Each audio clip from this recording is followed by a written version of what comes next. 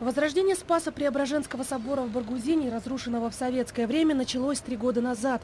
Попечительский совет по восстановлению храма возглавил председатель Народного хурала Матвей Гершевич. Ко мне, как депутату от Баргузинского округа, обратились верующие. Это было в 2009 году. Первоначально мы, когда встретились с бизнесменами, мы решили сразу начать сбор. И сходу, я хочу подчеркнуть активность нашу. 3,5 миллиона мы сразу собрали. Участие в благом деле приняли и меценаты, которые вносили далеко не символические суммы, и администрация района, и каждый прихожанин, как сам по себе, так и в процессе проведенных марафонов. Последний, к слову, принесли строительству 14 миллионов рублей. 27 августа на 2 пределах засияли новые золотые купола. Свыше 70 лет церковь нуждалась в ремонте, была разрушена в свое время.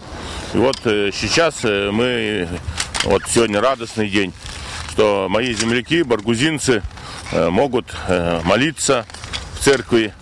Возрождение духовности идет. О возрождении духовности в целом говорит и тот факт, что на открытии обновленной церкви было очень много тех, кто специально для этого приехал в Баргузин.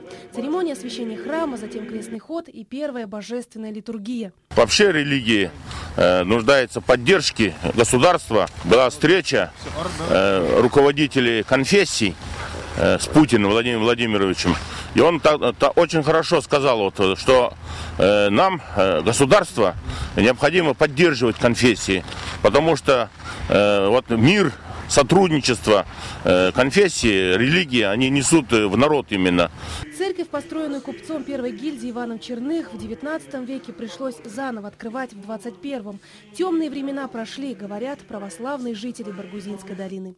Александра Захарова, Байырджигмитов, Дугар Ушеев, Вести, Бурятия.